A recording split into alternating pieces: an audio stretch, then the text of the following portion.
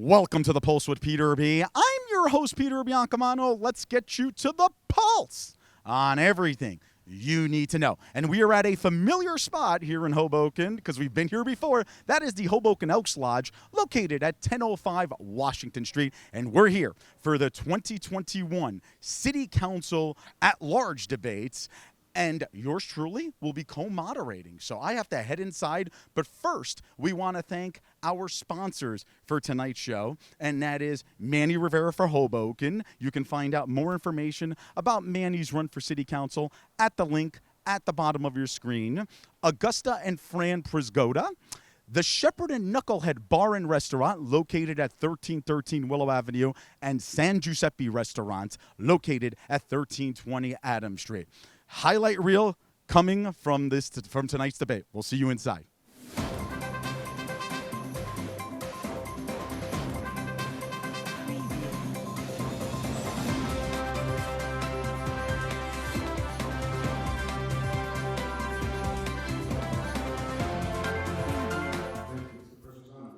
I think the one thing we're not talking about here is the resiliency plan is great, but nobody's talked about the cost going forward to actually take care of the seawall that we're building, take care of all the resiliency parks. Money doesn't grow on trees, and we all know that too well here.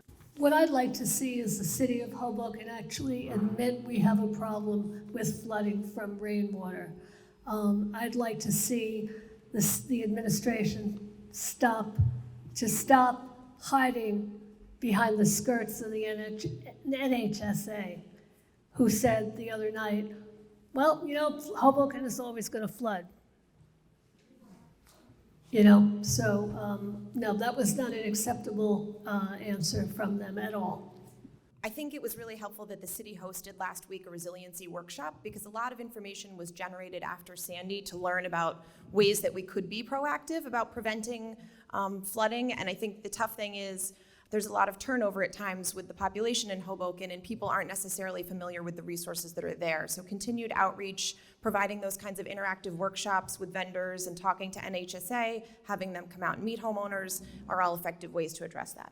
We really need to address it by staying ahead of climate change through mitigation and empowering residents. With respect to the seawall, we are proposing that we create a trust fund so that we fund the maintenance of that seawall and depoliticize it in the future. So somebody is talking about that. With respect to empowering our citizens, we're calling for bringing back the Office of Constituent Services with dedicated resources to empower citizens to understand their flood issues so they can get ahead of them as well.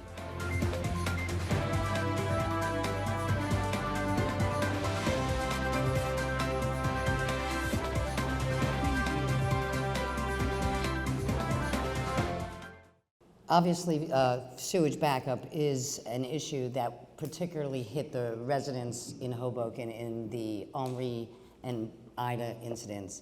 I would say for myself, I would say whether it's rainwater flooding or sewage backup, we really do need to explore new technologies. Our flooding master plan is probably, well, it was in the wake of Hurricane Sandy, which was about close to 10 years ago now. And even just during this campaign, I've done some research to see that there is new technology. I know that during the previous administration, flooding, whether it was sewer, rainwater, or tidal surge, was a centerpiece of the concern. But for the last 3 or 4 years, I think in general, we've just been riding the wave of what a previous administration did, and that wave has crested. So. Thank you, Ms. Fallick. Councilwoman Jabour, 30 seconds for a rebuttal. Sure, so for 8 years, I lived at the corner of 9th and Madison, so I'm very familiar of what it looks like to have a rain event that involves sewage, having looked at that for a number of years. The addition of the second pump made a huge difference for that area in terms of how quickly that water would recede. There's definitely been progress been made.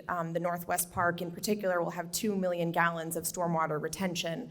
And this administration does understand. The workshop last week was an outreach specifically for citizens to understand what's going on. So I think the administration is very clear and has been taking proactive steps to address both.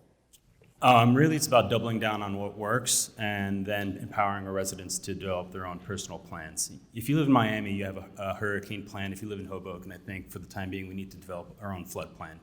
If we get the Office of Constituent Services back up and running, they can empower us to do that. With respect to doubling down on what works, catch basins works, resiliency parks works, flood pumps work. We need to double down on those things.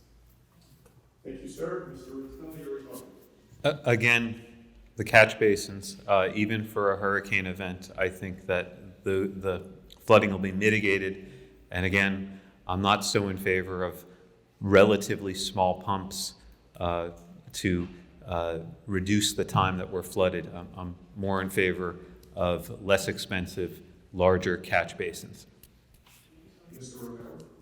Thank you. Yes, again, the answer that I would give would differ a little bit from the right side of the dais here. It is just simply, let's find what works in the plans that are there. Let's get those things done first. Let's peel the onion. Let's talk about it. Let's stop being the people who think stuff and plan them for year after year. Let's get stuff done. Let's open up so that we can know what's happening, and we'll do it the same way, better. After 15 years, and this administration still disenfranchised me. I've been to every Rebuild by Design meeting. I applied for the sewage authority 4 times for a seat on the sewage board. I was overlooked. Again, I'm well qualified, but look at my color. Yes, it had a lot to do with it. Number 2, I was just at the Rebuild by Design. There's money there. We still have flooding. Where's the money? That's the question. But Mayor Bowler's opponents will agree whether it's wrong or right, and we still have flooding. The issue is stop bonding for money for flooding, and we still have flooding. Thank you. Thank you. As I said before, one solution is to decouple the sewer line, the wastewater from the stormwater in those micro-targeted areas. We can also ask when we have large development that the developers have to pay to upgrade our infrastructure, especially because they're adding so much more density. And I don't think it could hurt for us to step up on picking up the garbage in this town so it doesn't get caught in the sewers. Thank you. Ms. Brennan, your rebuttal? Yeah, well, I had 3 feet of water in my basement during Hurricane Ida. And as I was pumping my basement out, and my neighbor was pumping his basement out, he said, Sheila, what are you gonna do? It's Hoboken. And I said, no, this is not the price we should pay to live in the greatest place on earth. We have to do more, and the administration is not doing enough for rain events. And Councilman Doyle. The pumps pump 50 million gallons a day. We have 2 of them. They are vastly better than retention basins. We don't have a lot of land in Hoboken that is permeable. So we need detention systems. We can't order residents to build them in their backyards, but we need rain gardens, bioswales. We need all of this, and all together we can get through this, but it's not the sewer system. That's a myth. Entertaining debate so far. We will be right back with more highlights.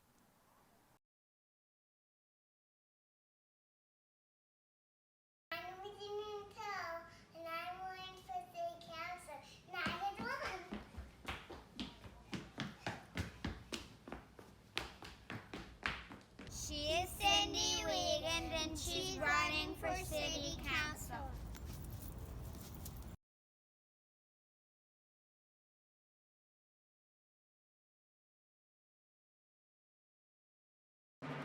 Meet the Education Matters team, Jersey City. I'm Paula Jones, an educator, ballot 1F, and I would like to see equity among all students with disabilities. My name is Yunus Mohammed Barkouch, ballot 2F, and I'm a proud product of Jersey City Public Schools. I want to improve college readiness and professional development for all high school students. My name is Natalia Ayofi, ballot position 3F. I am a parent and I strive to bring alternative sources of revenue to our school district. On November 2nd, make sure education matters. Polls are open 6 a.m. to 8 p.m. Vote Education Matters, Jersey City.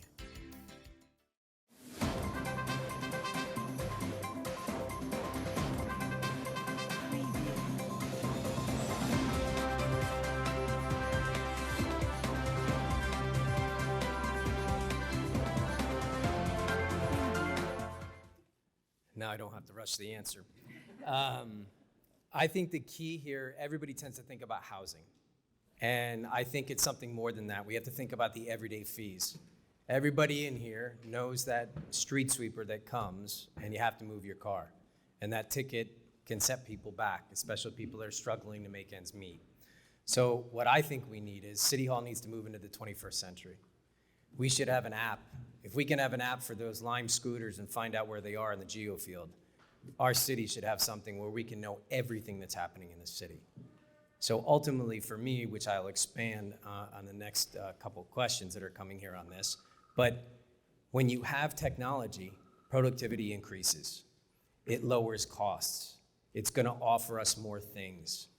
We talk about constituent services. Well, when productivity increases with our workers, we're gonna have constituent services because we're gonna have workers, we're gonna have more time to do things for the rest of the community. Thanks. So, I think it's important to reframe the question a little bit, because when you talk about cost of living, that means something vastly different for someone who lives in Brownstone versus someone who lives in the HHA versus someone who lives in one of our affordable housing units. So for me, cost of living, I'm thinking about how do we maintain the socioeconomic diversity of our city? And a lot of the answers there are really around affordable housing, as Ms. Jabour mentioned, but also holding the line on taxes. And with respect to taxes, it's about making sure that each person is getting the value out of their tax dollars. Most of us don't have a problem paying X amount if we think we're getting the value out of that system. So really, being smart with our choices, making sure that anything that we spend our money on with respect to the city has multiple uses and multiple value. And then with respect to affordable housing, again, I think it's increasing the housing stock, raising the percentage of affordable housing units from 10% to 15 or 20 even. Thank you. Mr. Rizal. A minute is an eternity. Landlords should be paying broker fees. I think it's wrong to place the burden of a realtor's fee on a tenant. I know New York City made some changes not too long ago. But more broadly, as far as cost of living, we have a very inefficient city. And all of these things end up taking dollars out of the pockets of our residents and our visitors. Simplify the parking rules. Open up City Hall. Make things easy for residents, not hard. These are not crazy ideas. These should be the norm. That I have to bring this up in a debate is laughable. I don't have a full minute of material for this question. Mr. Romero. Thank you.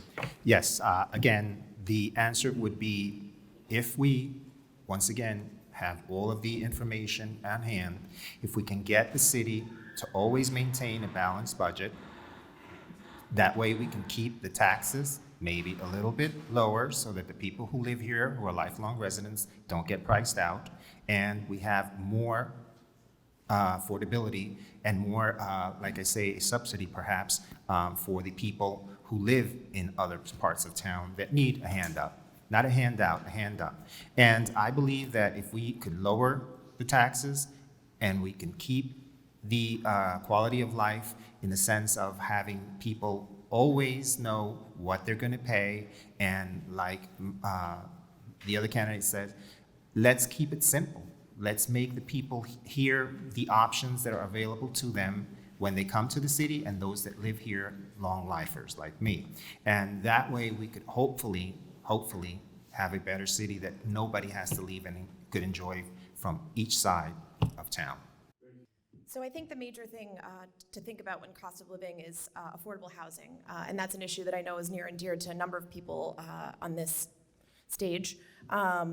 I would like to first see the affordable housing set aside for all new buildings be increased. It was something Councilwoman Falco had actually proposed in her term, and unfortunately there was not the will to move forward. She had proposed going from 10 to 20%, and I absolutely support her in that, as did Councilman Doyle. That is the biggest way to make a change in terms of the stock available for affordable housing. But in addition to that, we also need to protect the existing stock.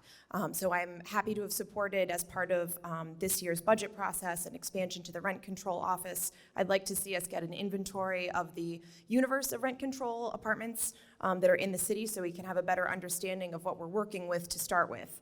And then from there, we need to continue to protect that universe. So something that we did in 2019, for example, was to address the tax surcharge to ensure that residents weren't being unfairly burdened with that as a pass-along from landlords who wanted to pass it on to their tenants. I serve on the rent leveling board, having been appointed by Mayor Bala, and I think that most people are not aware that 3/4 of our population are renters.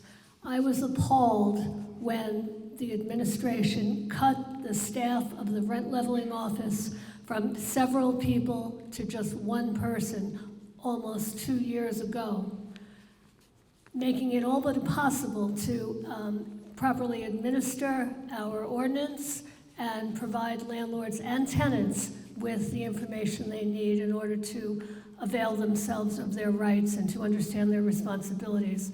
So I think the council put out an additional $150,000 into the budget that was supposed to be going to the rent office. Instead, it was never provided to the rent office, still to this day. Yes, it is true. From time to time, he goes to court. I want to share with the audience a little story about this new division of housing. On July 21st, the City Council passed the budget and added $150K back into the rent leveling office that had been all but completely defunded. At that meeting, a council person said, "When are you going to hire these new positions?" The business administrator said, as soon as we pass the budget, we're going to advertise the position. 14 days later, the person who was asking where the money, when we're going to hire somebody, got hired herself. It's theater. Time's up. Time's up.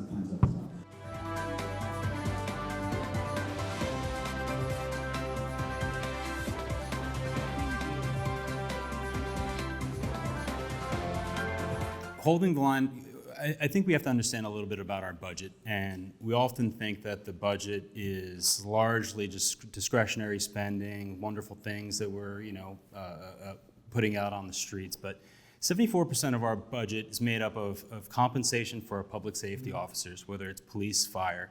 So when we talk about efficiencies and cost cutting, I worry about what our true intentions are.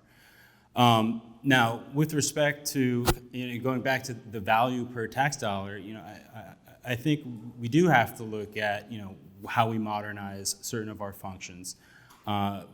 But let's understand that where the bulk of our budget is, and unless we're looking at that, and I think we need to protect that at all costs. We need to keep Hoboken safe, dry, and affordable. I worry when we talk about cost cutting and efficiencies, what we're really thinking about. Another thing is maybe not have our administration get us into messes that we then have to pay legal fees and a lot of money to get us out of. Let's look at Northwest Development. Let's look at the Union Dry Dock that was on the market for years and years and years. Let's look at the Monarch. How much has that cost us as taxpayers that we're still paying for? We need people on the City Council that are paying attention and making sure we don't get in these messes. There's a never-ending demand for more enforcement for scooters. There are more open space for soccer fields and lacrosse fields. There's more public safety needs, and so I think I will be the most popular one up here saying I don't think it's realistic to expect cuts every single year in taxes. Sure, I can say I want value for my tax dollars, but the reality is we have to maintain the resiliency wall. I'm very proud of Monarch and the Union Dry Dock acquisitions. Everyone seems to love them, but I would hope. Yes, I've watched for years City Councils work very hard to get that budget trimmed as much as possible. And yes, taxes do seem to always go up. I am concerned that we are going into an inflationary period, so it's probably going to get less. Certainly, if I was on the council, I would join in with whatever efforts they do, which I've seen year on year, to do whatever I could to make suggestions to cut the budget. The one thing here, there's no new ideas up here. Let's think about in the wintertime, we have Pier A. It's completely empty. There's nobody sunbathing on it. Why don't we put a skating rink up there? We have an iconic view of New York City. We have kiosks all over the place of local businesses. The Hop comes and picks people up, takes them into our local business community. We're taking and increasing revenue for the city. It's an alternative source. We don't have the corporations anymore to help foot the bill. It's just us. We need new ideas. Entertaining debate so far. We will be right back with more highlights. We're Cindy Wiegand. And Ian Rintel, and we are each independently running for City Council. Our only loyalty is to the Hoboken resident, and if elected, we pledge to only consider your interests. We will not be involved in cronyism. We will not make deals outside the interests of constituents. We will uphold the ideals of democracy and work hard for all of Hoboken. Please vote 3H and 13H for Ian and Cindy on November 2nd.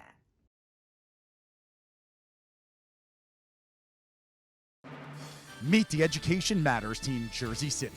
I'm Paula Jones, an educator, ballot 1F, and I would like to see equity among all students with disabilities. My name is Yunus Mohammed Barkouch, ballot 2F, and I'm a proud product of Jersey City Public Schools. I want to improve college readiness and professional development for all high school students. My name is Natalia Ayofi, ballot position 3F. I am a parent and I strive to bring alternative sources of revenue to our school district. On November 2nd, make sure education matters. Polls are open 6 a.m. to 8 p.m. Vote Education Matters, Jersey City.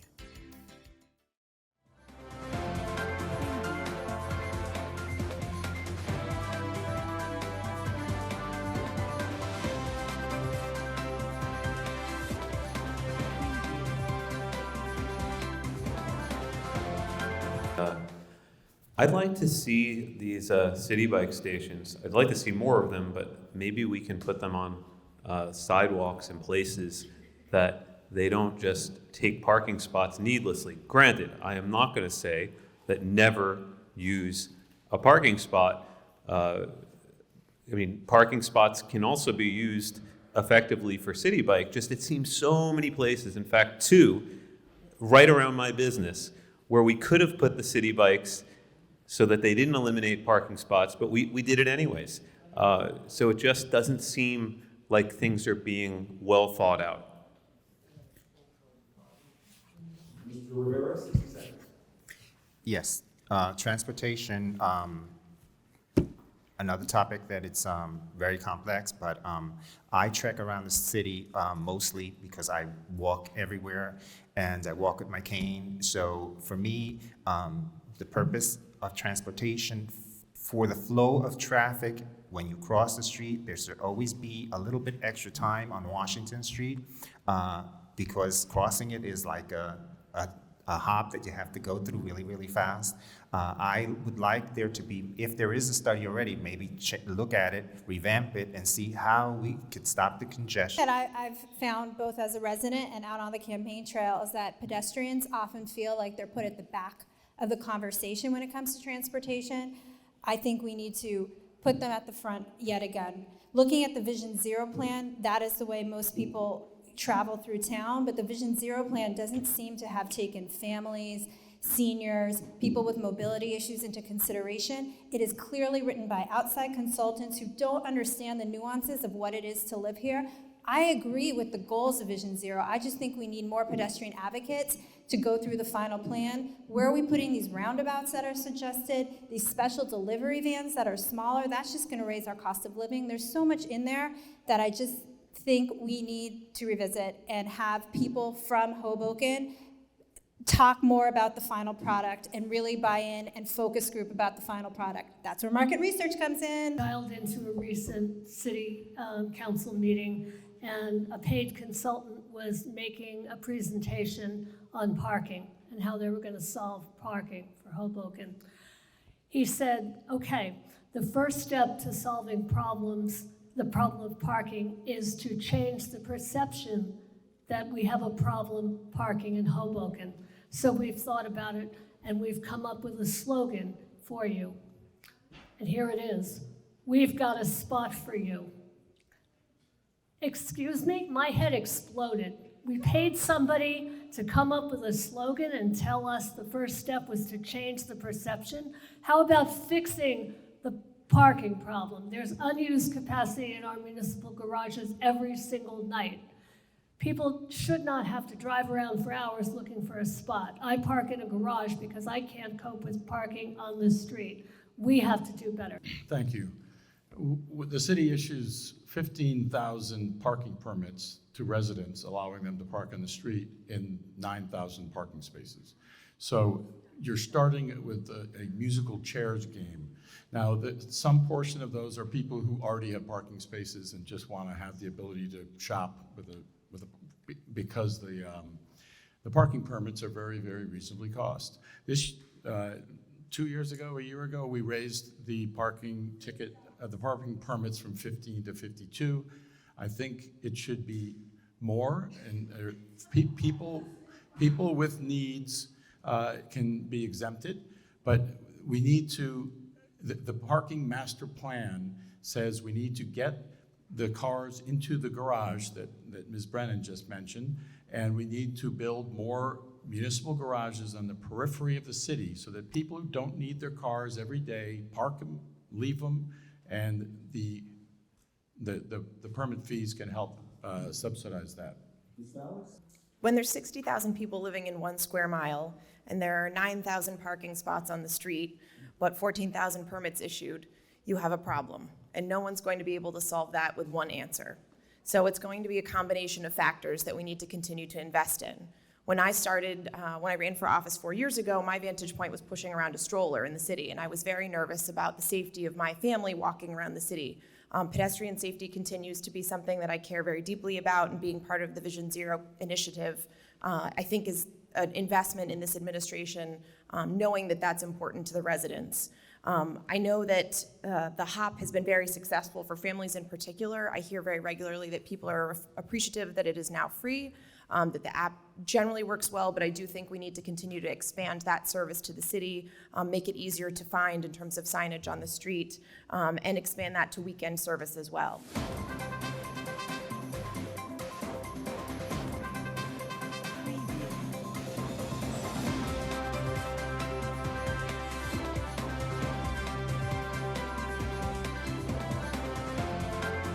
All right, we're going to move on to our first audience question, and this is actually from our friends at the Quay app, which is started by Stevens Institute of Technology students who are in attendance. So we want to thank them for this question.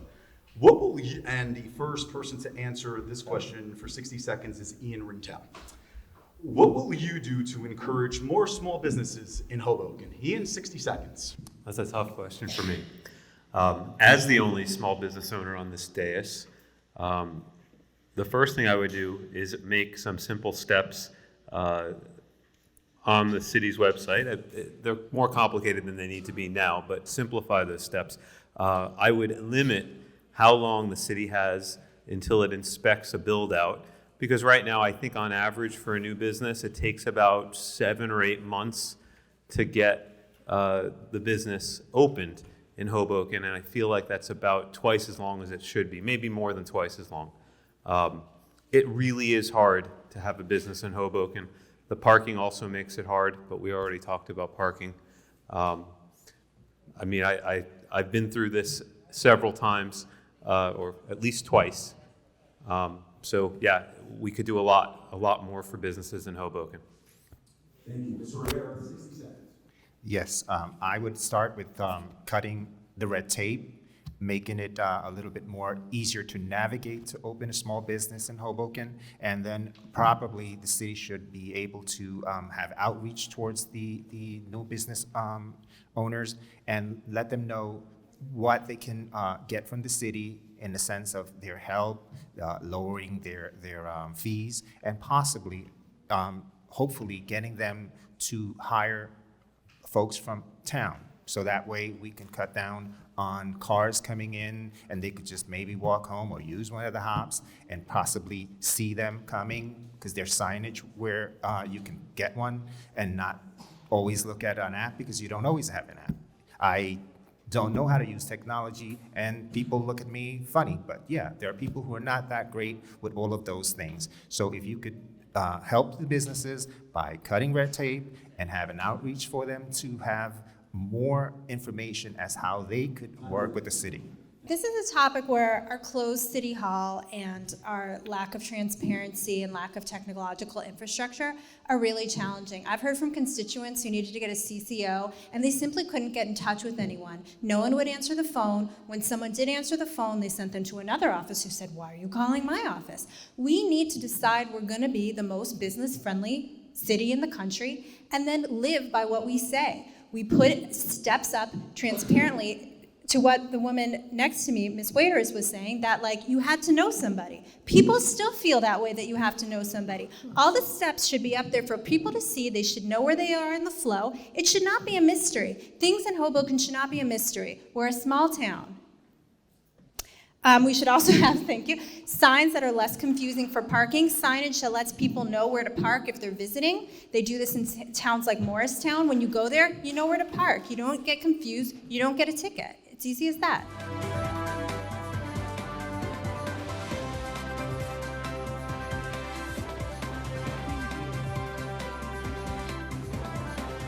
Plain and simple, how would you handle the homeless situation in the city? Thank you.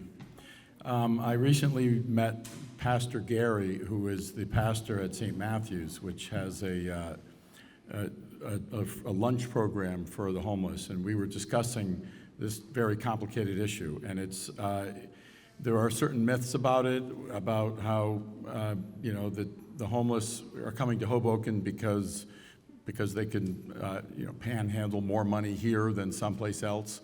It's a very complicated issue. It has to do with transit systems, and it's not. We have a new police chief who is very sensitized to the homeless situation, and I think a new approach, which there seemed to be a problem where the homeless were essentially being shuttled over to the hospital, and the hospital would address them in a very temporary situation and then release them, quote unquote, and it was a cycle. So we need a more comprehensive program. In much of my door knocking over the past month or so, a lot of people have brought this issue up, and especially people south of 6th Street, because it seems where that's the main issue. There are people up here in this panel that this problem has grown, and they've known about it. But the best part is the administration created a homeless council. The last time they met was October 2018. And this is what they came with to solve the homeless problem. What's that going to do? Nothing. We need to have specialists in here and people that know what the issues are. I am not a specialist on people's feelings or the situations on that. I have to defer to somebody smarter than me on that. But we have to talk about it at least. Get people together. It's embarrassing. Since 2018, what's the date now? It's 2021. We need change in City Hall. That's what All right, we have come to the conclusion of our 2021 City Council Debate Highlight Show. We want to thank all of the candidates for their participation tonight. And we want to thank our wonderful sponsors. That's Manny Rivera for Hoboken. You can find out more information about Manny's run for City Council at the link at the bottom of your screen. Augustin Fran Prisgoda and the Shepherd and Knucklehead Bar and Restaurant, which is located at 1313 Willow Avenue, and San Giuseppe Restaurant, which is located at 1320 Adams Street. Join us next week for The Pulse on everything you need to know. I'm Peter Biancamano. Have a great week, everybody.